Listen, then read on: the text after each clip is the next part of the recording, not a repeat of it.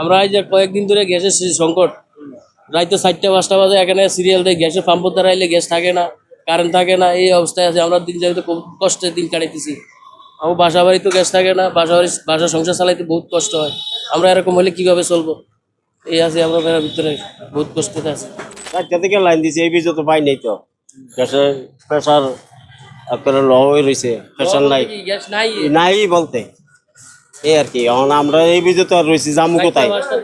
যেখানে যায় এখানেই লাইন। 24 ঘন্টা এখানে কালকে রাইতে 4টায় কথা বলছেন না, সিরিয়াল দিয়ে রাখছি, অন্য কোনো গ্যাসের খোঁজ খবর নাই, প্রেশারও নাই, গ্যাসও না দেয়।